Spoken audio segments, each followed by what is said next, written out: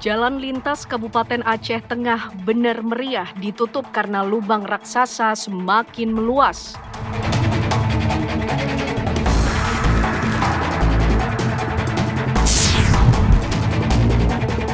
Setelah 4 bulan, banjir di Sayung Demak belum kunjung surut. Hingga saat ini, ketinggian air mencapai lebih dari 1,5 meter.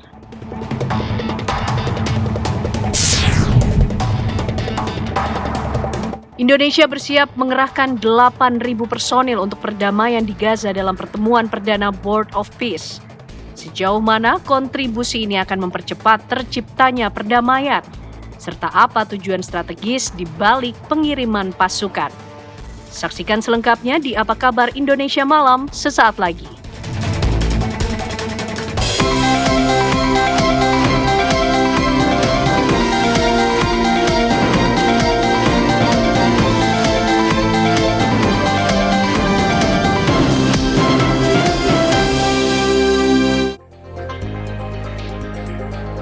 Halo, selamat malam pemirsa. Presiden Republik Indonesia Prabowo Subianto menyatakan Indonesia bergabung dalam Board of Peace di Washington DC untuk mendorong kemerdekaan Palestina. Indonesia pun nantinya akan mengerahkan 8.000 personil dan saat ini telah ditunjuk sebagai wakil komandan dalam Indonesia International Stabilization Force. Lantas, seperti apa peran Indonesia nantinya akan mampu mendorong kemerdekaan Palestina? Kami akan membahasnya di Apa Kabar Indonesia Malam bersama saya Tiara Harahap. Dan bersama saya Anda pemirsa, kami juga akan mengajak dan menemani Anda tentunya di jam berbuka puasa dengan menyajikan beragam referensi kuliner yang bisa dicoba atau dicicipi tentunya menjadi pilihan pada menu berbuka puasa Anda. Selengkapnya di Apa Kabar Indonesia Malam untuk Anda.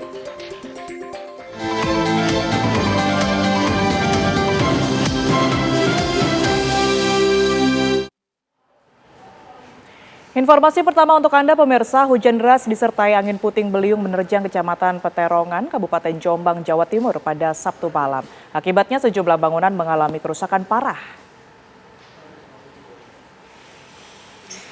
Akibat sapuan angin puting beliung, sebuah musola di lingkungan MI Miftahul Ulum, Desa Kepuh Kembang, ambruk setelah atap bangunan terbawa angin. Sisa material atap bahkan menimpa genteng gedung sekolah di sekitarnya. Selain merusak musola, angin kencang juga mengakibatkan kerusakan di 3 dusun lain. Di Dusun Babatan dilaporkan 1 rumah warga rusak pada bagian atap.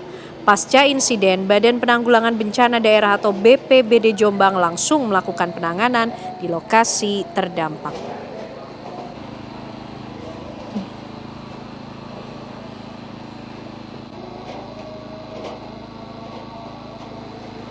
Jalan lintas Kabupaten Aceh Tengah benar meriah ditutup karena lubang raksasa semakin meluas. Dalam 2 hari terakhir sudah 10 meter kebun petani di Desa Pondok Bali, Ketol Aceh Tengah, Aceh ditelan lubang raksasa. Bahkan kini sudah sangat dekat dengan jalan alternatif yang baru dibangun sejak jalan utama putus 1 bulan lalu. Guna menghindari jatuhnya korban jiwa, petugas melarang petani dan warga untuk beraktivitas di area lubang raksasa dan jalan alternatif juga telah ditutup untuk sementara sambil menunggu dibangunnya jalan alternatif yang lain.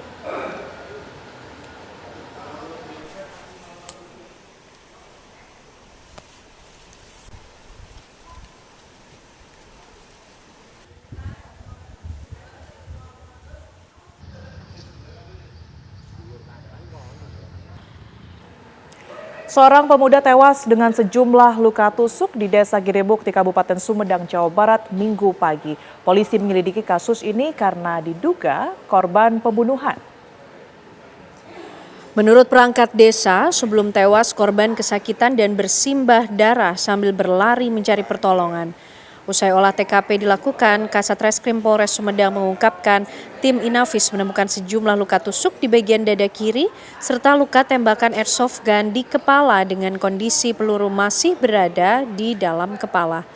Korban diduga merupakan korban pencurian disertai kekerasan lantaran pihak keluarga menyebut korban hendak menjual handphone secara COD usai sahur.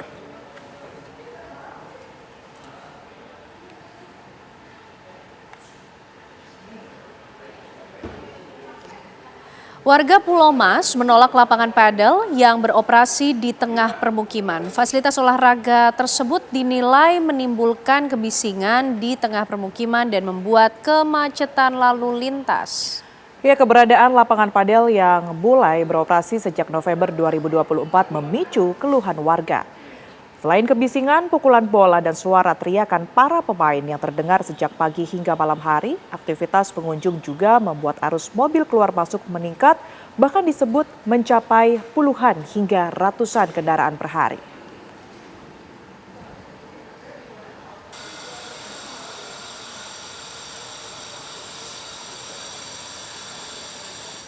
Beralih ke informasi lainnya, pemirsa, tradisi berburu takjil saat Ramadan tentu sudah menjadi aktivitas yang tak boleh dilewatkan begitu saja.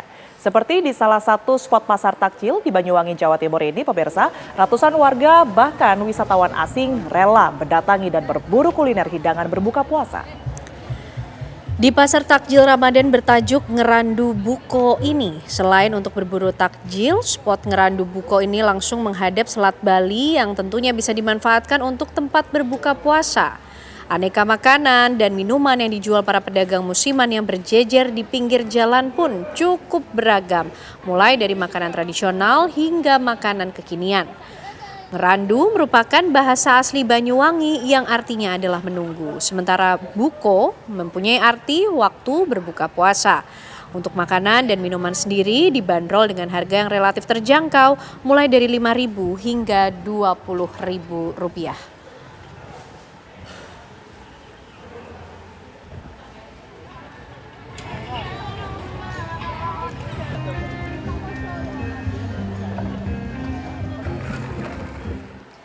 Ya, tibalah pemirsa, saatnya kita bergabung dengan rekan-rekan kami yang sudah berada di sejumlah lokasi untuk memberikan rekomendasi menu berbuka puasa bagi Anda tentunya. Kita coba cek dulu di Surabaya, Jawa Timur, ada Goldi Gumilang di sana. Goldi, malam hari ini ada referensi menu berbuka puasa apa?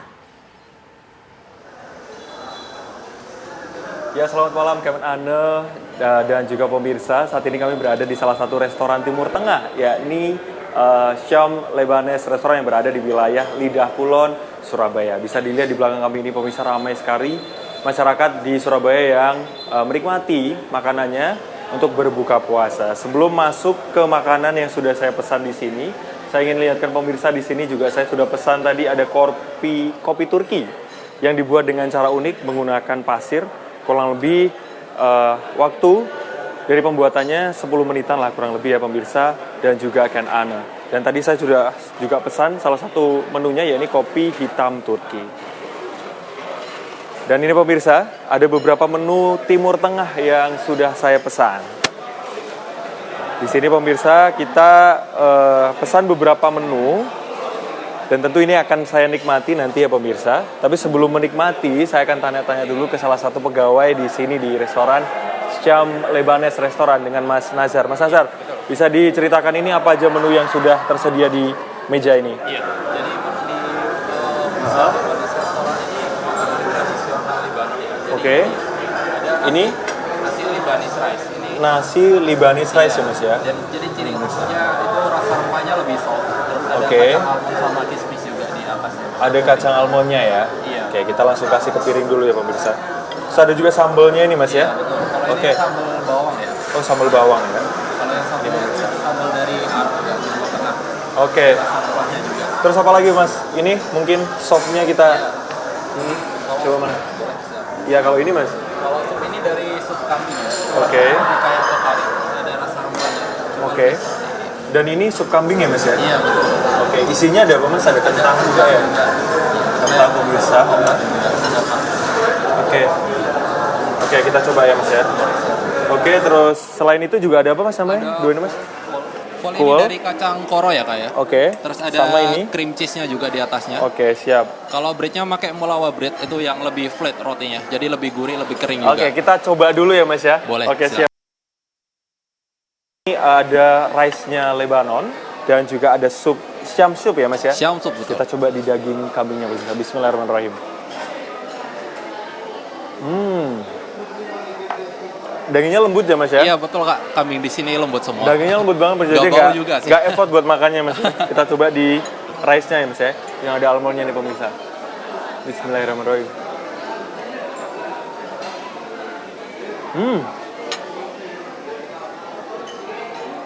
Karena ada sensasi krenyesnya Mas, kriuknya dari betul, almondnya ya Mas ya. Oke. Enak juga kalau ditambahin sambal pemirsa. Jadi kayak dikulik-kulik gini biar tambah enak. Kita coba ya. Bismillahirrahmanirrahim.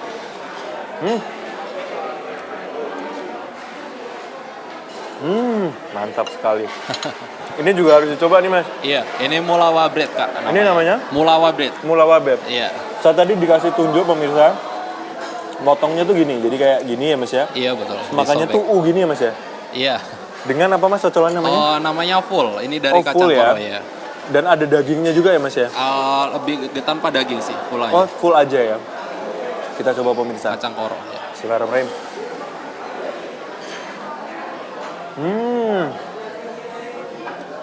Ini memang karena khas Timur Tengah, jadi memang rempah-rempahnya kerasa banget ya Mas ya. betul, iya. Kalau ini apa Mas ini? Itu cream cheese sih Kak. Oh, cream cheese-nya Iya, ya. Oke, kita coba lagi. Bener makanku gini Mas ya? Iya betul, Oke. betul. Kita coba omnya. Bismillahirrahmanirrahim.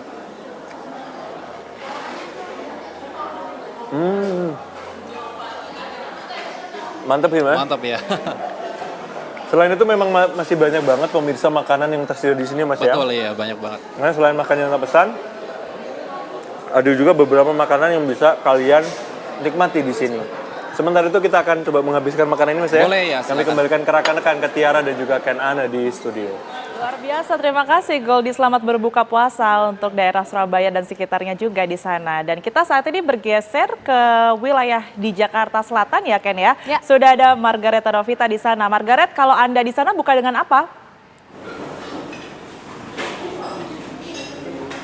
Ya Tiara, Ken dan juga pemirsa, sebelum saya kasih rekomendasi nih menu bukber, saya mau kasih ucapan selamat berbuka puasa bagi para pemirsa yang menjalankan ibadah puasa hari ini.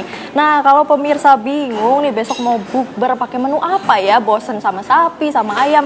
Ini pemirsa, saya punya menu rekomendasi. Di depan saya sudah ada sate domba khas Afrika nih. Saat ini saya mengabarkan ataupun live dari Sate Afrika Pak Haji Ismail yang ada di Ampera Raya, Jakarta Selatan. Dan ini di depan saya sudah ada menu-menu favorit nih pemirsa, menu-menu yang best seller yang pastinya dibeli oleh pelanggan di sini. Ini saya jelasin dulu ya satu-satu pemirsa. Dari yang ada di depan saya, ini ada nasi madi Sate Afrika. Wah, ini bisa dilihat pemirsa, sate madinya ini merupakan sate Afrikanya ini merupakan bintang utama, kemudian juga dipadu-padankan dengan nasi madi nih. Kalau dilihat ini memang porsinya cukup besar ya pemirsa, dan untuk harganya sendiri ini dibanderol dari harga Rp115.000. Karena memang di sini sudah dapat nasi madi dan juga 150 gram domba Afrika nih, sate domba Afrika, dan juga ada sambal khas Afrika. Ini khas Afrikanya karena dimasak dan juga dibumbui dengan cara khas Afrika. Dan kemudian pemirsa yang menarik lagi selain dari sate dombanya, di sini juga karbohidratnya pemirsa bisa pilih antara mau nasi. Kalau nasi putih kan sudah biasa ya pemirsa. Di sini ada selain nasi madi ada juga di sini loko pemirsa. Nah, loko itu adalah bahasa Afrikanya pisang. Nah, kalau di sini loko merupakan pisang goreng ya. Nah, ini rasanya cukup manis pemirsa. Nanti dimakan bersama dengan daging ataupun sate domba Afrikanya. Nah, langsung saja pemirsa nih kita coba satu-satu ya. Ini kayaknya lebih enak pakai tangan ya kalau misalnya makan daging sama nasi. Kita coba ya pemirsa, ini kebetulan udah cuci tangan ya, jadi udah bersih nih pemirsa. Kita langsung coba ya. Ini ada dagingnya. Jadi domba Afrika ini merupakan daging dari domba muda ya. Jadi ini sangat lembut nih pemirsa nih, kalau bisa dilihat nih. Dipotek aja tuh langsung kepotek gitu pemirsa, karena saking lembutnya ya. Ini saya mau langsung coba makan sama nasi madinya yang ada di sini. Kita pakein nasi madinya. Terus kita coba ya pemirsa ya. Enak banget pemirsa. Itu rasanya sendiri pemirsa. Nasi madinya ini wangi rempah. Kemudian juga kalau dagingnya sendiri karena daging dari domba muda, Jadinya dia sangat lembut pemirsa nih. Langsung copot nih pemirsa. Dan juga dagingnya itu dimarinasi selama kurang lebih setengah jam dengan bumbu khas Afrika. Kemudian langsung dibakar dan disajikan bersama nasi mandi. Nah, kalau pemirsa bingung nih mau bosen nasi, di sini juga ada pisang di sini pemirsa. Nah, ini juga dimakan langsung dengan daging domba karena memang ini cara dari asli Afrika untuk menikmati makanan ataupun daging domba ataupun sate domba. Nah, gimana nih Ken dan Tiara, mau nyusul saya ke sini untuk buka puasa? Kembali ke studio. Ya jelas lah kita nanti akan nyusul Margaret ya langsung ke Jakarta Selatan karena ke Surabaya masih cukup jauh. Mungkin minggu depan baru nyusul Goldi ke Surabaya. Betul. Terima kasih rekan-rekan untuk rekomendasi menu berbuka puasanya. Silahkan kembali dilanjutkan dinikmati menunya di sana. Terima kasih Margareta Novita dan juga Goldi Gumilang. Ya, pemirsa, kuliner khas Tiongkok identik dengan olahan mie. Salah satunya lamian atau biasa dikenal dengan sebutan mie tarik. Nah, mie tarik ini bisa menjadi salah satu pilihan untuk berbuka puasa Anda. Menyantap mie lamian menawarkan pengalaman kuliner autentik yang seringkali dibuat langsung di depan pelanggan. Selain rasanya yang enak, pemirsa, proses pembuatan dari mie ini juga menjadi sebuah daya tarik bagi para konsumen. Bagi kalangan peranakan Chinese Indonesia Muslim, hidangan mie lamian akan disajikan dengan daging ayam dan sao-kao berupa sate-satean sebagai hidangan buka puasa. Hidangan lezat mie lamian, kari daging tak hanya digemari oleh warga peranakan Chinese, namun juga warga lokal Surabaya sebagai menu berbuka puasa.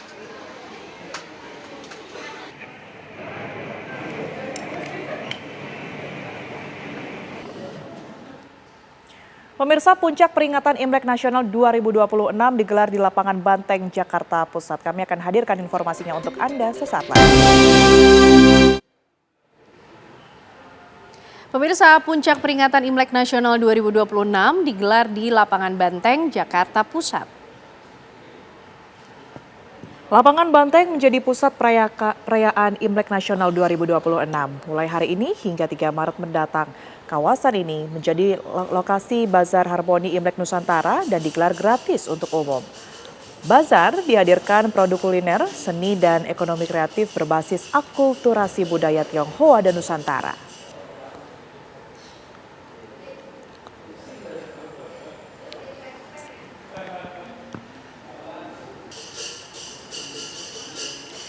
Ya, dan untuk mengetahui suasana terkini di Festival Imlek Nasional di lapangan Banteng, kami telah terhubung dengan rekan kami Hafsah Syafira yang saat ini berada di lokasi.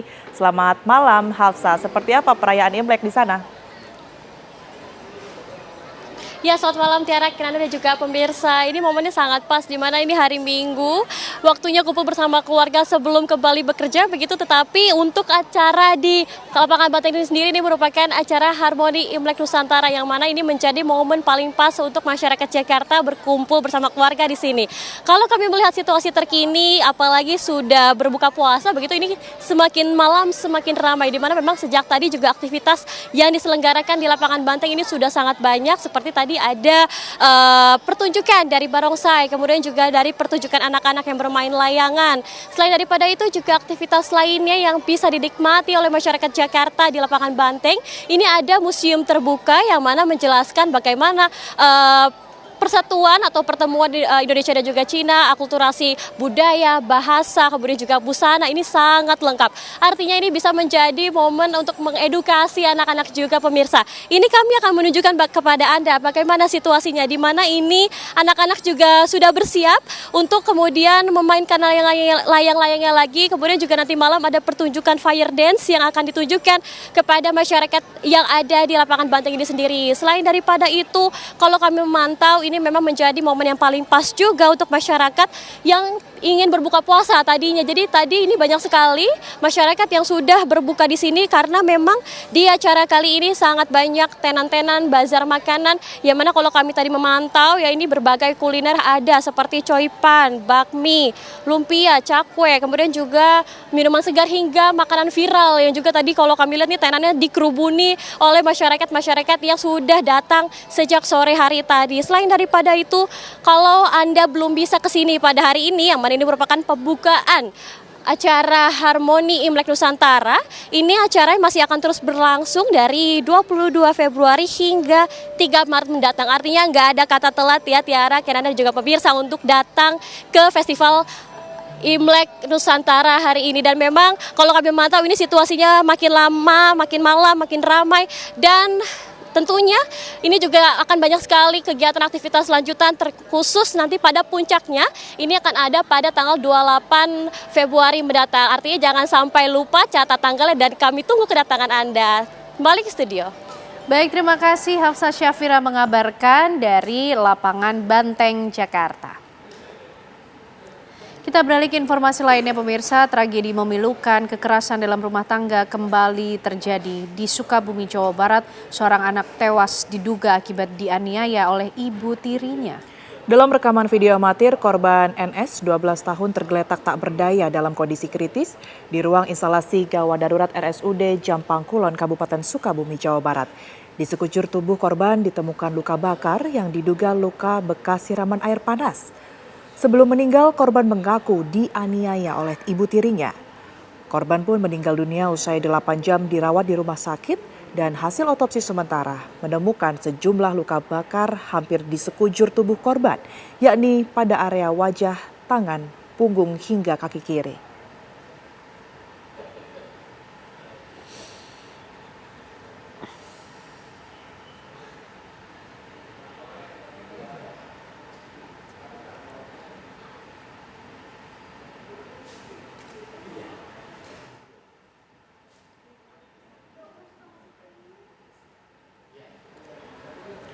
Ya, kami akan membahasnya pemirsa. Sudah tersambung bersama kami Ibu Lisnawati yang merupakan ibu kandung dari anak Nizam. Selamat malam Ibu Lisna. Selamat malam. Baik, Ibu Lisna, kami mengucapkan duka cita yang mendalam atas apa yang terjadi pada Nizam dan terima kasih juga sudah bersedia untuk berbagi cerita di situasi yang berat ini, Bu Lisna. Kami ingin mengetahui sebenarnya apa yang terjadi pada Nizam dan juga bagaimana kondisi terakhirnya sebelum meninggal dunia, Bu Lisna? Enggak kedengeran. Baik, Bu Lisna, bisa mendengar suara kami? Ya. Ya, Bu Lisna mungkin bisa diceritakan. Maaf, kurang kedengeran. Baik, Bu Lisna. Ya. Bu Lisna, mungkin bisa diceritakan kepada kami bagaimana kemudian awal mula peristiwa ini dan juga kondisi terakhir Nizam sebelum meninggal dunia, Bu Lisna? Sebelum meninggal dunia memang saya tidak tahu ya kronologisnya seperti apa. Soalnya sama ayahnya nggak ikut sama saya gitu. Bu Lisna, selama Nizam ini tinggal bersama dengan ayah dan ibu tirinya, apakah juga pernah bercerita soal bagaimana kemudian keadaan di rumah? Ya. Susah kalau mau menghubungi anak juga susah. Baik. Banyak dilarang sama ayahnya gitu, jadi susah komunikasi sama anak. Emang susah komunikasi sama anak gitu. Baik. Terakhir ketemu mah anak 7 tahun yang lalu. Waktu bayi mah sama kita, sama ibu kandung saya, sama neneknya, sama keluarga saya. Baik. Bu Lisna, pernah tidak Nizam ini bercerita mengenai barangkali ada kekerasan yang dialami antara ibu tirinya dan kepada dia? Nggak pernah dan nggak tahu juga. Soalnya susah komunikasi juga gitu. Mau nelpon juga sama anak susah. Komunikasi terakhir dengan Nizam kapan, Bu Lisna? Pas awal sebulan terakhir sebulan terakhir mah itu mah kakak yang sebulan terakhir mah kakak yang mau ngambil anak, kan ibu saya teh sakit gitu, pengen ketemu sama anak saya, tapi di situ lah nggak boleh sama ayahnya tembak, bahkan diumpetin sama ayahnya juga. Jadi terakhir bertemu dengan Nizam ini di bulan Januari ya, Bu? Kurang lebih Januarian ya kan. Januari. Dulu juga sempat terakhir ketemu pas haulan kakeknya, haulan uyutnya. Ibu saya pas ketemu banyak cerita yang banyak tuh bisa. Oke, Ceritanya apa nih, sok ceritain. ya. Biarin bahasa Sunda juga diceritainnya biar nggak kaku gitu. Mungkin bisa disampaikan, dibantu dalam bahasa Indonesia, Bu Lisna? Ya, sok. Sampaikan, Umi kumaha. Assalamualaikum. Dulu waktu pas si Umi ketemu sama Dede gimana? Cerita haul, lagi haul kakeknya. Bahkan dia juga pengen ikut sama kita gitu, ikut Umi kenapa sehari aja pengen sama Umi, tapi dia nggak bolehin sama ayahnya, sampai ke anak itu nangis kejar mau ikut sama kita nyaminya ya.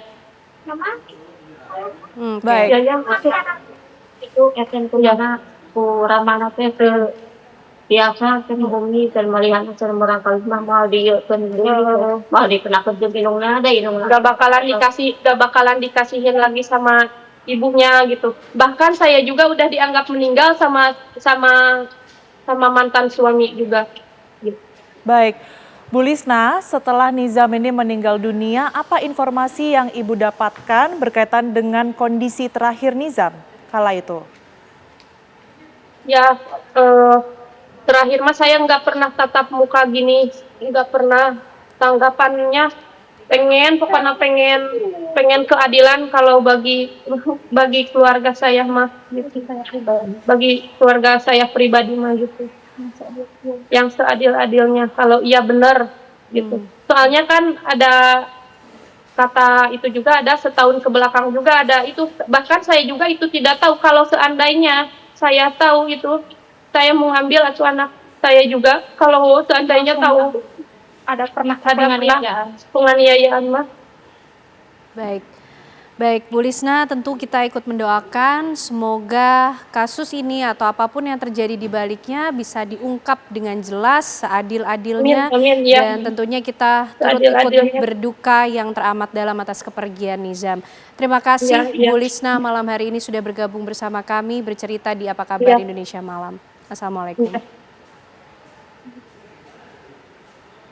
Pemirsa, Presiden Prabowo Subianto menegaskan dukungan kuat Indonesia bagi perdamaian di Gaza dalam pertemuan perdana Board of Peace di Washington DC. Sekaligus menyatakan bahwa Indonesia bergabung dan ditunjuk sebagai wakil komandan dalam ISF yang kemudian ini sudah ditentukan. Kami akan membahasnya dalam Apa Kabar Indonesia Malam bersama dengan sejumlah narasumber sesaat lagi. Kami akan membahasnya untuk Anda pemirsa bersama dengan narasumber yang telah hadir bersama kami di Apa Kabar Indonesia Malam. Kita akan sapa satu persatu. Yang pertama di sebelah saya sudah ada Marsma TNI Purnawirawan Agung Sasongko Jati yang merupakan pakar strategi lulusan US Air War College. Selamat malam Pak Agung. Malam. Terima kasih sudah hadir secara langsung. Kemudian di sebelahnya juga sudah ada Bang Ridwan Habib yang merupakan pengamat militer. Selamat malam Bang Habib. Malam Tiara. Sehat ya? Sehat. Alhamdulillah. Kemudian juga bergabung melalui sambungan virtual bersama kami Pak Samsyu Rizal yang merupakan anggota Komisi 1 DPR Republik Indonesia. Pak Syamsu, selamat malam. Sudah tersambung kah? Selamat malam. Assalamualaikum warahmatullahi wabarakatuh. Waalaikumsalam warahmatullahi wabarakatuh. Terima kasih sudah bergabung Pak Syamsu dalam diskusi malam hari ini. Apa kabar? Baik. Ya, Pak Syamsu, kami pertama mengarah ke Anda terlebih dahulu. Sejauh ini seperti apa catatan DPR berkaitan dengan... Baik, Pak Syamsu, seperti apa sejauh ini catatan dari DPR berkaitan dengan hasil BOP kemarin, salah satunya juga berkaitan dengan rencana pengiriman 8.000 pasukan untuk ISF?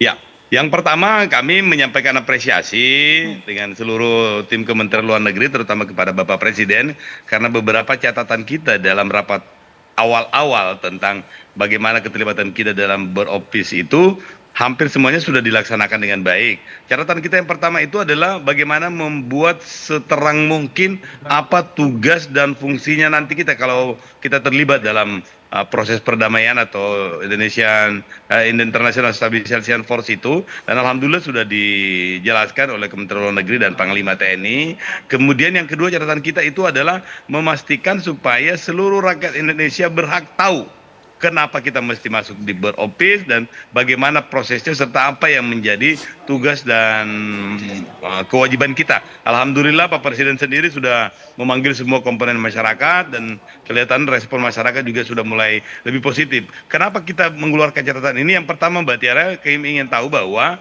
banyak negara sekarang ini mengambil international politiknya itu karena political domestiknya yang berkembang.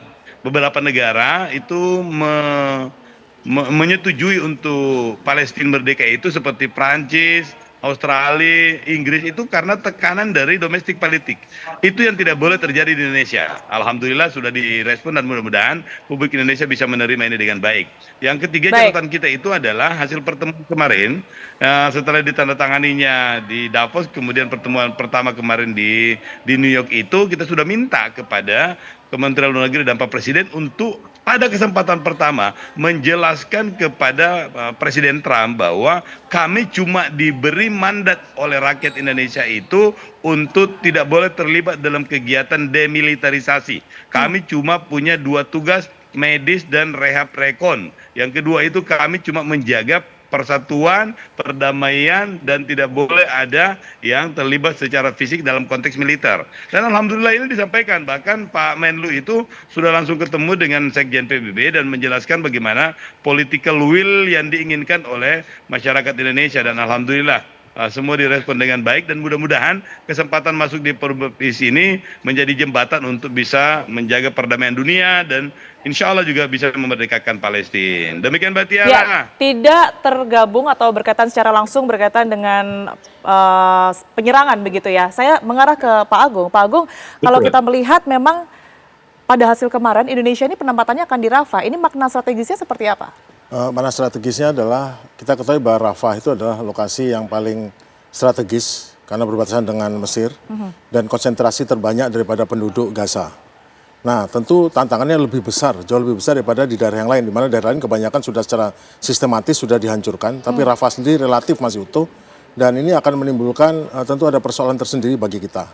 Karena kita tahu bahwa meskipun mandat kita atau kita mengaku memiliki mandat sebagai tidak ikut demilitarisasi, hanya rekonstruksi dan medis dan bantuan kemanusiaan. Namun masalahnya dalam rekonstruksi ini ada 2 hal. Satu, membangun bangunan. Yang kedua adalah menghancurkan terowongan bawah tanah sepanjang 350 km yang dimiliki oleh penduduk Gaza. Bukan hanya oleh Hamas, tapi itu adalah akar daripada resistensi mereka. Ingat bahwa rekonstruksi ada 2 hal. Satu, membangun bangunan. 2, menghancurkan terowongan di bawahnya. Nah itu bagian dari demilitarisasi ya, tapi juga bagian dari konstruksi. Ya. Karena semua yang akan dilaksanakan di sana adalah betul-betul diatur, ditentukan oleh Board of Peace dipimpin oleh Trump. Jadi ini yang harus kita perhatikan bahwa jangan sampai apa yang kita kerjakan di sana, kita beranggapan bahwa itu tidak menimbulkan masalah, tetapi ternyata dalam tahap rekonstruksi itu menimbulkan perlawanan dari faksi-faksi di Palestina yang baik secara ekonomi ataupun secara militer akan terganggu dengan adanya gangguan terhadap terowongan yang dihancurkan. Ya.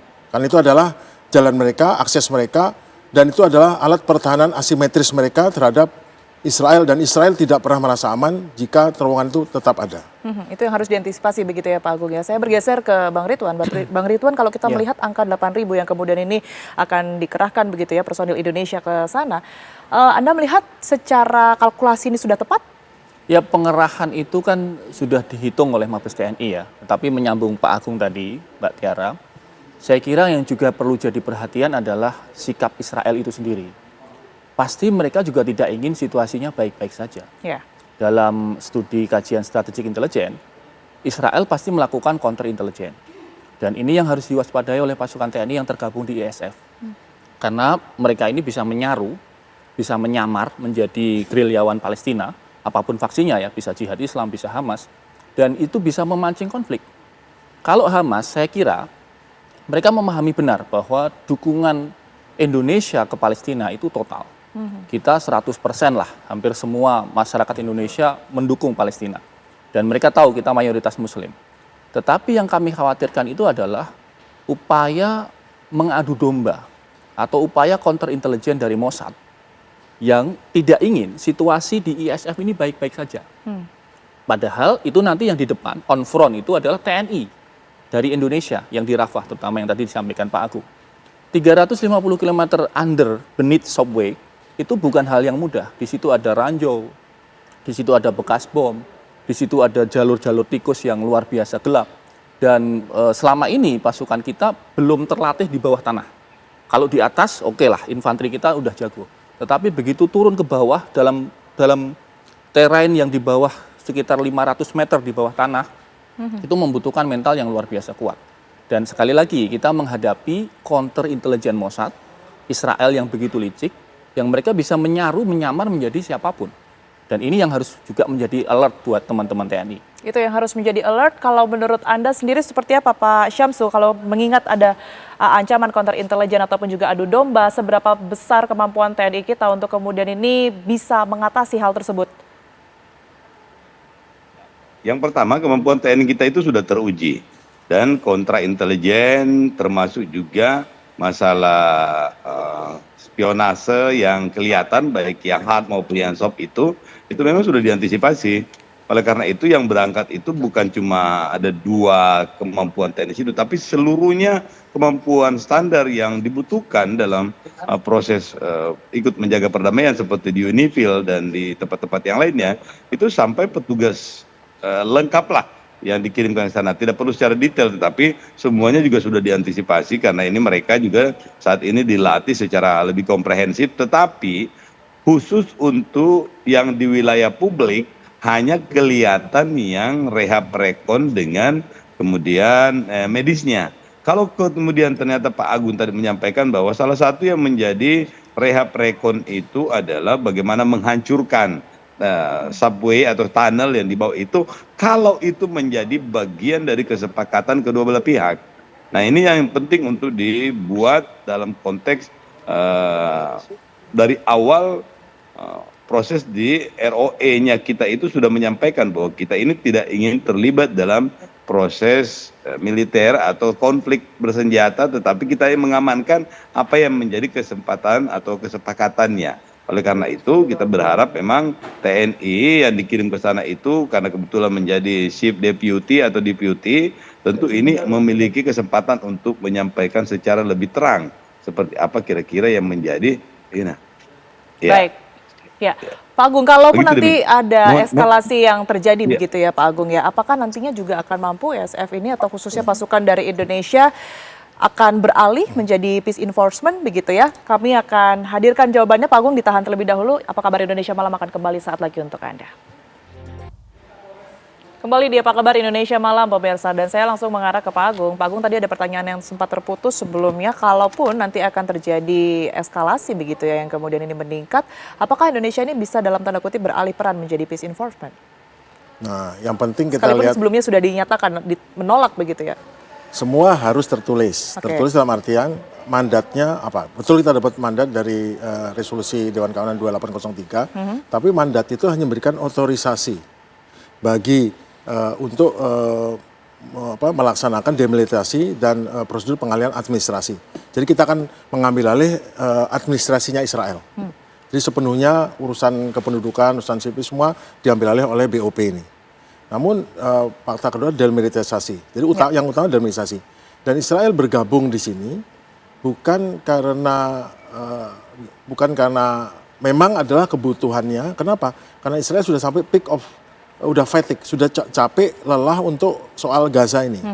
Karena mereka punya tanggung jawab polisionil di sana, mereka setiap hari harus melakukan tindakan militer, melakukan serangan. Lama-lama kan akhirnya makin hancur tuh nama Israel. Yang kedua, masyarakatnya sendiri menolak, kemudian korban banyak, pengeluaran banyak, kemudian menjadi masalah instabilitas.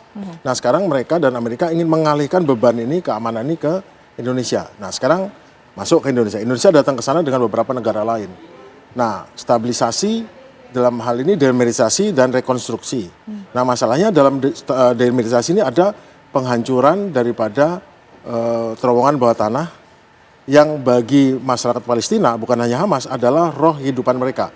Mereka mendapatkan suplai logistik dari situ, di samping alat militer untuk pertahanan, alat militer untuk menyerang, karena sebagai bangsa yang terjajah mereka punya hak resisten untuk menyerang, untuk melawan penjajahan. Tidak pernah ada sedikitpun hak itu dikurangi. Namun sekarang dengan label teroris, akhirnya secara umum dibuat itu tindakan resistensi sebagai terorisme. Oke, sekarang kita masuk. Bagaimana dengan law enforcement? atau penegakan keamanan ataupun penegakan ketertiban. Peace yang sekarang sedang dibuat oleh Board of Peace ini apakah betul peace yang bertujuan untuk kedaulatan Palestina atau peace untuk stabilisasi ekonomi dan kemakmuran? Karena sebetulnya peace tanpa itu akan menjadi sumber dari perang berikutnya. Meskipun berhasil dibuat stabil, mungkin berhasil dibuat tidak ada kerusuhan dengan janji ekonomi, tapi tanpa ada janji kedaulatan bagi masyarakat Palestina, maka itu akan jadi menjadi bara yang akan keluar jadi perang berikutnya, akan jadi ketidakpuasan berikutnya dan akan menjadi konflik berikutnya. Dan ini seperti buying time dari Israel untuk mereka agar bisa mengalihkan ke konflik lain, konflik global terhadap Iran, terhadap yang lain, dan sementara isu Gaza ini bisa diredam dengan hadirnya pasukan multinasional yang dipimpin Amerika dengan wakil Indonesia ini. Jadi seperti mengalihkan beban keamanan sehingga mereka bisa di bidang lain. Tapi tanpa memberikan keadilan bagi masyarakat Palestina, ini sama aja dengan menyimpan api dalam sekam, bara dalam sekam. Sehingga ini akan menjadi masalah kemudian hari. Untuk menjadi dari peacekeeping menjadi enforcement atau menjadi pasukan yang menggunakan senjata itu adalah suatu yang sangat mungkin karena banyak skenario, banyak cara untuk memprovokasi pasukan dari mulai peacekeeping menjadi tidak. Karena memang role-nya tidak peacekeeping, tidak helmet biru. Tetapi role-nya stabilisasi. Kita lihat operasi Irak, operasi di Afghanistan, bahkan operasi di Somalia yang berbasiskan mandat peacekeeping, tapi stabilisasi menjadi film Black Hawk Down di mana pasukan Amerika dan lain menjadi bulan-bulanan dikeroyok oleh faksi-faksi karena mereka mencoba masuk dalam perselisihan faksi di dalam kota Mogadishu. Kita tidak ingin terjadi pada pasukan kita di Gaza. Oke, Bang Ridwan, kalau melihat situasi yang bisa dikatakan tidak menentu begitu ya, berisiko tidak sih kalau Indonesia ini sudah lebih dulu gitu ya memutuskan akan mengirim pasukan sebanyak 8.000 begitu melihat situasinya? Kan Presiden sebagai Panglima tertinggi sudah memutuskan. Maka tentu saja Mabes TNI pasti harus mempersiapkan. Yang harus kita antisipasi tentu saja obstacle yang tadi Pak Agung, Pak Serki sudah jelas menunjukkan beberapa point obstacle-nya. Tapi yang juga belum dibahas Tiara sebenarnya adalah dari sisi alokasi anggaran. Menggerakkan 8.000 tentara itu membutuhkan logistik juga. Belum lagi di sana reinforcement-nya bagaimana, reimbursement-nya bagaimana. Teman-teman sempat menghitung kebutuhan sementara ini sudah mencapai hampir 4 triliun.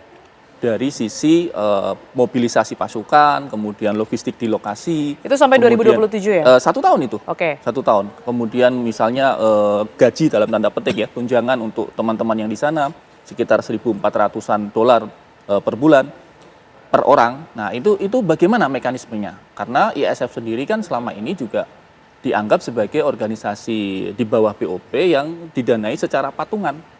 Reimbursement-nya bagaimana? Mekanisme reimbursement-nya bagaimana? Kalau PBB kan jelas ada reimbursement yang jelas dari UN. Nah, ini yang juga saya kira juga perlu dijelaskan oleh Kementerian Luar Negeri, oleh Mabes TNI supaya masyarakat ini juga tenang begitu. Dan tadi saya menggarisbawahi Pak Agung tadi bahwa memang Palestina yang sejati itu membutuhkan kemerdekaan. Sementara Menteri Luar Negeri Israel yang kemarin datang pada satu forum dengan Pak Prabowo menyatakan bahwa mereka tidak akan mengakui kedaulatan Palestina. Sampai kapanpun? Di dalam BOP, menyampaikan itu di dalam forum BOP. Artinya kita duduk dengan penjajah yang sudah menyatakan bahwa mereka tidak akan memberikan kemerdekaan kepada Palestina. Akan sia-sia tidak BOP ini? Kita terlalu dini untuk menyebut sia-sia ya. Tetapi sebagai sebuah effort, kalau teman-teman pemerintahan menyebutnya sebagai active hedging, itu bisa saja kita tempuh. Tetapi resiko-resiko tadi harus benar-benar diantisipasi. Tentu saja kita tidak ingin bangsa Indonesia yang amanat konstitusi kita adalah anti penjajahan, kemudian dalam tanda petik berubah seketika menjadi seolah-olah antek penjajah dengan menjadi bagian dari BOP. Oke, baik. Kita ketahui bersama dari hasil kemarin ini juga Indonesia dipilih sebagai wakil komandan begitu ya Pak Agung ya salah satunya. Kaitan ataupun juga keuntungan bagi Indonesia sendiri seperti apa nantinya? Oke, jadi sebetulnya kita ditunjuk oleh Amerika untuk menjadi wakil komandan atau deputi komandan di sana adalah memberi legitimasi moral bagi pasukan. Jadi bukan pasukan bikinan barat tapi pasukan yang legitimasi moral karena diwakili menjadi wakil seseorang dari negara dengan penduduk muslim terbesar di dunia. Itu legitimasi moral. Tapi legitimasi moral ini bukan menjadi dalam real politik, itu tidak menjadi hal yang penting karena sungguhnya bagi kita apa sih kepentingan kita yang utama? Apakah wakil komandan itu menjadi reputasi naik? Kan tidak, tidak otomatis ya. Ya naik, tapi itu adalah kesempatan kita, ini peluang kita, Pak. Kita menjadi kekuatan menengah yang akan akan berkembang jadi kuat. Kita memiliki bisa bekerja dengan di bawah Amerika dan bisa mendapatkan akses ke alat-alat canggih dia, bisa ikut menggunakan doktrin yang modern, bisa berlatih kesempatan lain dan juga kesempatan ekonomi bagi Amerika. Apalagi kalau kita sudah bisa menunjukkan kita mempunyai smart power, bisa betul-betul membuat keadaan menjadi seperti kita terkenal selama ini sebagai peacekeeping, itu membuat Amerika juga ini Indonesia banget nih gitu.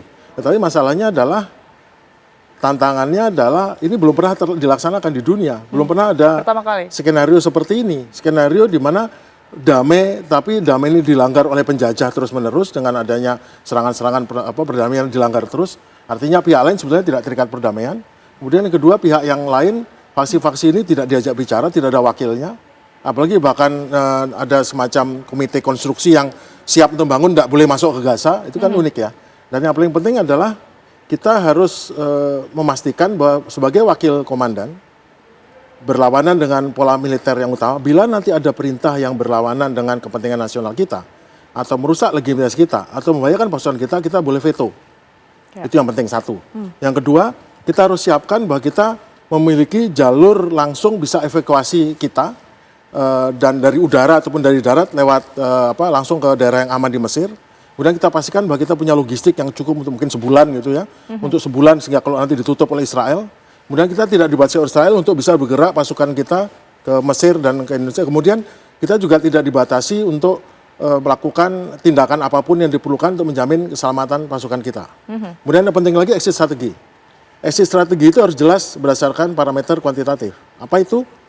3 kali, 4 kali kita diganggu, diprovokasi ataupun meningkat itu kita langsung stop, kita akan pergi. Jadi tidak berdasarkan, kita maunya belok kanan, ini belok kiri. Terus ternyata begitu belok kiri baru kita perpikirkan, tidak. Begitu secara kuantitatif kita rasa ini sudah cukup, kita keluar. Jadi nggak tertulis secara benar. Tertulis secara, dan kemudian SOP-nya juga jelas bahwa kita melakukan ini, dan ini. Karena bayangkan, pada saat nanti ada yang bertugas untuk menghancurkan terowongan bawah tanah, sementara kita tidak memberikan jaminan keamanan bagi masyarakat Palestina bahwa terowongan itu menghasilkan logistik, yang kedua adalah jaminan keamanan mereka baik secara ekonomi dan secara militer, itu tidak dibarengi dengan pasukan Israel mundur atau tidak mengancam lagi, itu kan tidak fair. Kita mewakili tentara pendudukan menghancurkan pertahanan asimetrisnya masyarakat Palestina, sementara yang pihak satunya lagi sama sekali tidak terganggu, dan berarti kita malah memihak masyarakat Gaza, kan melihat kita memihak pihak yang penjajah mereka, itu aja. Oke, baik. Saya nanti juga akan ke Bang Ridwan ya, berkaitan dengan seperti apa sebenarnya respons di lapangan berkaitan dengan hasil BOP kemarin, kemudian juga tergabungnya Indonesia di dalam BOP, termasuk mendeteksi apa saja hal-hal yang dilakukan Israel dan sulit sekali untuk kemudian ini diketahui atau terbaca begitu ya. Kami akan kembali usai jeda, pemirsa tetaplah di Apa Kabar Indonesia Malam. Ya, kami akan lanjutkan perbincangan malam hari ini. Saya langsung ke Bang Ridwan terlebih dahulu. Bang Ridwan, kalau melihat Indonesia sudah bergabung dalam BOP, sebenarnya situasi dan juga respons di lapangan sendiri seperti apa? Khususnya mungkin untuk mencegah dan mengantisipasi pergerakan-pergerakan Israel yang sulit sekali untuk kemudian terdeteksi. Ya, pertama memang respon dari masyarakat Indonesia ini kan beragam ya, wajar lah. Ada pro dan kontra. Memang 2 minggu yang lalu Bapak Presiden sudah mengundang para mantan Menteri Luar Negeri dan pimpinan-pimpinan Ormas Islam di Istana untuk menjelaskan mengapa Indonesia bergabung dengan BOP. Saat itu situasinya cukup bisa mereda itu setelah pertemuan itu.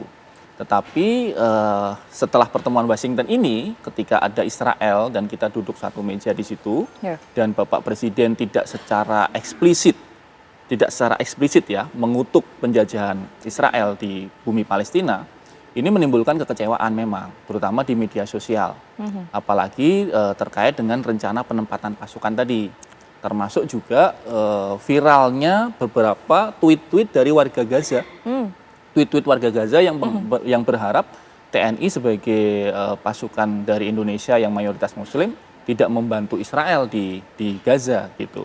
Ini muncul di media sosial. Nah, saya kira Tiara ini memang harus didengar ya aspirasi-aspirasi begini, dan kita berharap pemerintah, apakah itu Kementerian Luar Negeri atau kantor staf presiden bisa menjelaskan secara detail sebenarnya rule of engagement-nya bagaimana supaya tidak terjadi simpang siur. Termasuk tadi yang disampaikan Pak Agung tentang bagaimana mekanisme ketika kita keluar dari situasi yang sulit. Misalnya secara kuantitas berapa kali serangan dan kemudian kita bisa keluar bagaimana. Hal-hal ini yang saya kira mendesak untuk dijelaskan, terutama di media sosial. Karena kita di medsos ini auranya, vibes-nya negatif banget. Terutama karena ini berhubungan dengan Israel, Tiara. Israel selama ini selalu melanggar perjanjian. Saya ingat benar, Ramadan tahun lalu, PBB mengeluarkan resolusi agar Israel menghentikan serangan ke Gaza. Itu satu Ramadan, dia melakukan serangan besar-besaran di Gaza. Jadi secara kasat mata terang-terangan Israel ini melawan PBB begitu. Nah, apakah kemudian nanti di BOP ini dia akan menaati janjinya dengan karakter Trump, dengan persahabatan Trump dengan Netanyahu, itu membuat teman-teman netizen sangat skeptis. Nah, Indonesia sendiri nantinya akan juga terseret konflik tidak, Bang? Kalau ada salah satu pihak yang tadi sudah dikatakan ya melanggar aturan dari gencatan senjata itu sendiri. Ya, kalau kita bicara worst case scenario, ini yang harus selalu kita hitung ya. Karena bagaimanapun yang diberangkatkan ini adalah adik-adik kita TNI yang dididik, dilatih, dibiayai oleh APBN, dilatih oleh negara, dan kita tidak ingin dalam tanda petik misinya menjadi misi yang konyol. Karena ini bukan misi yang sembarang misi, ini misi yang kemudian harus jelas. Visi kita di situ itu apa? Membantu rakyat Palestina. Kalau di situ kita membantu kepentingan Israel, berarti ini melanggar amanah konstitusi kita. Jadi adik-adik yang dididik dengan APBN tadi jangan sampai digerakkan oleh negara ke tempat di mana mereka melanggar konstitusinya. Ini yang saya kira memang harus segera diperjelas. Walaupun beberapa kali Kementerian Luar Negeri sudah menjelaskan, tetapi kita belum melihat hitam di atas putihnya. Rule of the game-nya kita belum membaca. Oke. Pak Agung, kalau kita melihat misi ini sudah akan segera dimulai begitu ya, nantinya diprediksi akan sampai Desember 2027, indikator apa yang kemudian ini bisa kita terima, bisa kita gunakan untuk menentukan apakah ini berhasil atau tidak? Berhasil tidaknya kita adalah bagaimana kita bisa berangkat dengan selamat, mandat bisa tercapai dan kemudian selamat. Jangan sampai ini malah mandat tidak tercapai, kita malah terjebak dalam suatu situasi yang terus-menerus konflik, kemudian kita juga tidak bisa keluar dari situ. Maka exit strategi yang saya sebutkan harus jelas, parameter kuantitatifnya, dan juga kita harus berani mengatakan kita menarik diri saat ini juga, ya, karena kita sangat berani masuk ya, Indonesia berani sekali masuk, lebih berani dari banyak negara lain di dunia, itu bagus. Namun kita juga punya hak berdaulat untuk keluar. Jangan sampai karena kita sudah terikat BOP, kita nggak berani keluar, kita nunggu arahan. Juga Indonesia punya kedaulatan untuk menentukan jalan sendiri, mau masuk dan keluar tuh tergantung Indonesia. Jadi nggak bisa kita menggantungkan kedaulatan kita untuk menentukan bagaimana pasukan kita bertindak pada yang lain. Namun juga peluangnya Indonesia juga itu kalau yang buruk-buruk ya, tapi yang bagusnya Indonesia bisa membuat situasi menjadi stabil. Karena pada saat nanti demilitarisasi kita berhasil membuat suasana baik, tapi kita juga berhasil menekankan agar Israel keluar dari Gaza sepenuhnya, tidak melakukan tindakan militer di Gaza, dan sepenuhnya pasukan dari multinasional ini menjaga perbatasan, menjamin keamanan, sehingga Israel merasa aman, tapi Israel juga jangan mengancam ke dalam. Yang penting betul-betul terjadi. Dan yang penting adalah batas waktu ini harus terkait dengan solusi dua station. Kita harus pastikan kapan itu merdeka, kapan Palestina merdeka. Di arahnya adalah menuju Palestina merdeka, bukan arahnya menuju stabil, tenang, tidak ada masalah yang tidak merdeka. Itu pilihan kita hanya itu. Jadi jangan sampai kita malah menjadi menanggung bebannya Israel, karena Israel ingin mengembarkan Israel Greater Israel, ingin melebar ke Suriah, ingin melebar ke Lebanon dan sebagainya. Terima kasih. Oke, Pak Agung, tapi kalau kita lihat keterlibatan Indonesia dalam misi ini, apa juga turut memperkuat posisi Indonesia secara diplomatik menurut Anda? Oh jelas, Indonesia lebih powerful. Indonesia sekarang negara yang diperhatikan, negara yang berani. Tapi berani yang harus terkalkulasi dengan baik. Kita adalah negara yang sekarang menjadi middle power yang naik. Orang melihat Indonesia siapa nih? Oh, Indonesia ini negara dengan penduduk yang banyak. Indonesia ini adalah calon potensial economic power keempat di dunia dalam 15 tahun lagi. Indonesia negara yang penuh dengan penuh dengan peluang, potensi, ya itu. Tapi tetap kita harus menjaga jangan sampai nilai bagus itu menjadi berkurang gara-gara kita tidak memanage dengan baik rencana ini. Kita tidak membuat SOP yang jelas, tidak exit strateginya, tidak menjalin hubungan dengan baik dan tidak berhasil membantu menekan koalisi ini untuk mengarah Israel menuju Palestina merdeka. Atau membuat langkah yang lebih baik dari sekedar hanya stabilisasi lokasi untuk membuat Israel lebih aman. Bukan itu tujuan kita. Tujuan kita adalah solusi dua negara, Palestina merdeka. Oke, baik Bang Ridwan. Untuk menjaga keseimbangan begitu ya antara tujuan dari misi ini dan juga kepentingan nasional ini seperti apa? Apa yang harus dilakukan oleh Indonesia? Saya kira yang pertama kali harus dilakukan adalah menyiapkan pasukan sebaik-baiknya dengan memberikan pelatihan yang lebih intensif. Barangkali ada kurikulum baru yang perlu ditambahkan dari metodologi peacekeeping yang selama ini sudah dilaksanakan pelatihannya di Sentul. Barangkali misalnya ada penambahan counter intelligence, kemudian bagaimana penambahan metodologi surveillance dan seterusnya, itu bisa dilakukan. Termasuk juga tadi memilih para perwira, para prajurit yang memang mentalnya harus lebih jago dari yang lain. Mohon maaf, ini bukan mental ecek-ecek ini. Ini masuk medan yang beda dengan di Sudan, beda dengan Darfur, beda dengan Lebanon Selatan. Dan pertama kali begitu ya, seperti yang dikatakan oleh Pak Agung. Ini ibaratnya berangkat harus siap dengan semua resikonya. Ya, ini yang saya kira seleksi psikologisnya juga harus ketat gitu ya. Dari 8.000 ini harus benar-benar disaring yang memang benar-benar mentalnya jago gitu. Oke, dilatih kemudian juga dilatih secara mental, tidak hanya fisik begitu ya. Terima kasih atas perspektif yang sudah dibagikan di Apa Kabar Indonesia Malam. Tentu kita berharap yang terbaik begitu ya untuk Indonesia ke depannya dan juga untuk 8.000 TNI yang nantinya akan dikirimkan ke medan perang. Terima kasih sekali lagi telah bergabung bersama kami dan pemirsa.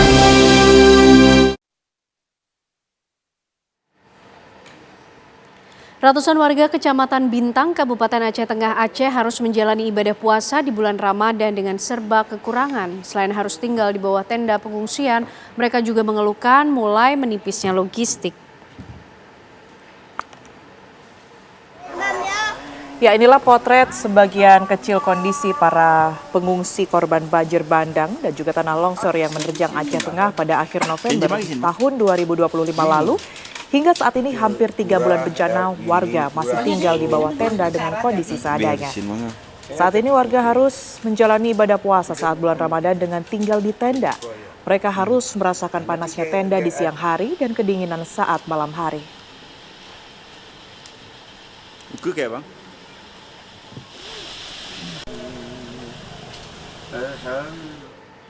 Ya, pemirsa, memanfaatkan sepinya situasi lingkungan saat warga tengah makan sahur, seorang pelaku pencurian spesialis spion mobil beraksi di Kemayoran, Jakarta Pusat dini hari tadi. Kali ini sasarannya adalah sebuah mobil taksi online yang diparkir pemiliknya di depan rumah. Aksi pencurian kaca spion kendaraan roda 4 di Jalan Cempaka Baru 5, Kemayoran, Jakarta Pusat terekam kamera pengawas. Pelaku yang beraksi seorang diri terlebih dahulu berjalan mondar-mandir untuk membaca situasi sekitar. Pelaku kemudian mendekati mobil incarannya dan langsung mematahkan spion di sisi kanan, lalu berlanjut ke spion di sisi kiri.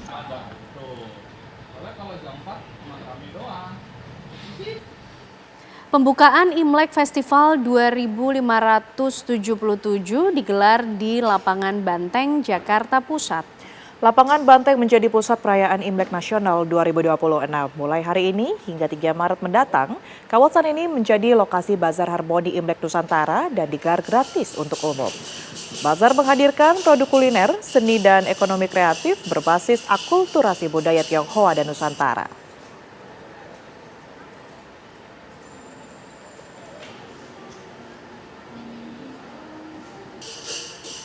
Ya, kami akan update informasinya untuk Anda pemirsa bersama rekan kami Hafsah Syafira. Selamat malam Hafsah, bagaimana keseruan di sana? acara pada hari ini. Ya, selamat malam Tiara, Kenana dan juga pemirsa. Ini rasa-rasanya semakin malam di lapangan Banteng ini semakin ramai, terkhusus untuk acara Harmoni Imlek Nusantara. Anda bisa lihat di belakang saya, Tiara dan juga pemirsa, bahwa ini acaranya masih terus berlangsung. Pembukaan juga masih baru saja berlangsung, di mana ini sudah hadir Ibu Iren Umar selaku Wakil Menteri Ekonomi Kreatif, kemudian juga Ibu Veronica Tan selaku Wakil Menteri Pemberdayaan Perempuan dan Perlindungan Anak Indonesia. Yang mana pembukaan pada Harmoni Imlek Nusantara ini nantinya akan disimboliskan dengan pemukulan tambur. Artinya ini juga kita akan menanti bagaimana pembukaan yang akan berlangsung. Namun untuk situasi terkini, ini masyarakat Jakarta sudah mulai memadati lapangan Banteng. Anda bisa lihat bagaimana keramaiannya, segala aktivitas ini juga sejak sore tadi sudah sudah banyak sekali, seperti ada pertunjukan barongsai, kemudian juga pertunjukan layang-layang, dan yang tidak kalah menjadi pusat perhatian adalah banyaknya bazar makanan di sini. Ini mau makan apa ada, makanan khas Tionghoa, makanan khas Indonesia, ini semuanya ada pemirsa. Artinya memang keseruan pada hari ini sangat luar biasa, dan juga tadi saat buka puasa juga menjadi momen di mana bagi warga masyarakat Jakarta ini membuka puasa di sekitar sini. Ini mungkin kita juga akan bertanya-tanya kepada salah satu pengunjung di Harmoni Imlek Nusantara ini, tepatnya di lapangan Banteng, apa alasan mereka kesini dan apa sih yang ingin ditunggu-tunggu dan dinantikan pada acara pada malam hari ini. Selamat malam, Ci. Selamat malam. Selamat malam. Oke, ini boleh nih diperkenalkan ke pemirsa, namanya siapa, Ci? Namaku Natalia. Aku dari Manado. Oke, dari Manado. Ini bawa siapa aja di sini? Aku lagi bawa keluargaku, suamiku. Ya, iya. Kenapa sih kesini, Ci? Kita mau jalan-jalan sekaligus mau lihat UMKM yang ada di sini, sekaligus juga mau jajan-jajan di sini. Kalau dari Cici sendiri, ini kesan hari ini bagaimana nih, Ci, melihat keseruan pada hari ini? Iya, luar biasa sekali ya. Karena tahun ini barengan kan Imlek sama bulan Ramadan. Jadi ramenya kerasa banget gitu. Terima kasih banyak ya Cici ya atas waktunya. Ya pemirsa, kita sudah mendengar bagaimana keseruan dari para pengunjung ini. Artinya selain makanan juga banyak sekali hiasan-hiasan yang juga bisa menjadi spot foto bagi Anda warga Jakarta yang datang ke lapangan Banteng. Demikian informasinya, ini kami tunggu Anda untuk datang ke sini karena acaranya akan masih berlangsung hingga 10 malam nanti. Kembali ke studio. Baik, terima kasih Hamzah Syafira mengabarkan dari lapangan Banteng, Jakarta. Kita ke informasi lain pemirsa, hujan deras disertai angin kencang yang melanda Kabupaten Maros, Sulawesi Selatan menyebabkan 3 kecamatan terdampak banjir. Wilayah terparah berada di Dusun Kampala, Kecamatan Marusu, dan ketinggian air bahkan mencapai 1 meter serta memutus akses jalan antar kecamatan. Sudah sehari banjir merendam rumah warga dengan ketinggian air bervariasi mulai dari 30 cm hingga 1 meter. Banjir terjadi setelah cuaca ekstrim, hujan lebat disertai angin kencang melanda wilayah Maros sejak 2 hari terakhir.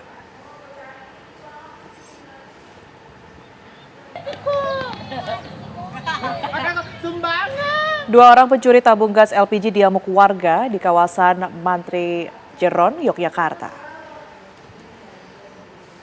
Inilah rekaman CCTV saat warga menyergap 2 orang pelaku yang kedapatan mencuri tabung gas LPG.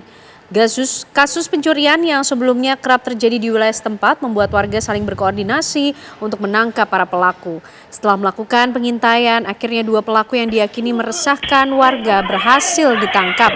Warga yang geram sempat melampiaskan kemarahannya kepada pelaku. Selanjutnya, para pelaku diserahkan ke pihak kepolisian.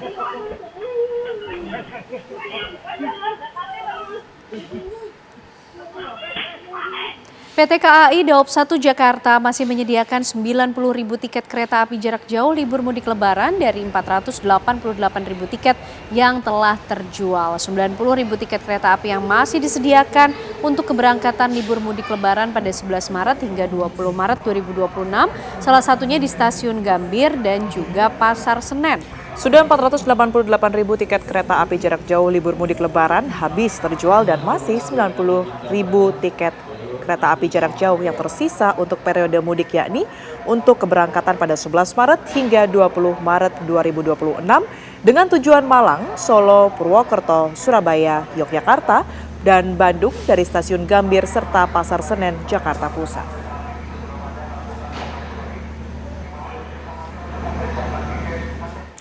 Anggota Brimob Polda Maluku yang diduga menganiaya seorang remaja di Kota Tual Maluku ditetapkan sebagai tersangka oleh Kepolisian Polres Tual. Ia ditetapkan sebagai tersangka setelah terbukti melakukan perbuatan hingga menghilangkan nyawa seorang siswa tersebut. Aparat kepolisian Polres Tual Maluku ini pemirsa akhirnya menetapkan anggota Brimob Kompi 1 Batalion C, pelapor Polda Maluku yang berinisial Bribda MS sebagai tersangka dugaan penganiayaan seorang remaja. Bribda MS telah menjalani pemeriksaan atas kasus dugaan penganiayaan terhadap korban, seorang remaja berusia 14 tahun berinisial AT. Peristiwa tersebut terjadi pada Kamis malam. Setelah ditetapkan sebagai tersangka, oknum anggota Brimob dibawa ke Mapolda Maluku untuk menjalani sidang kode etik.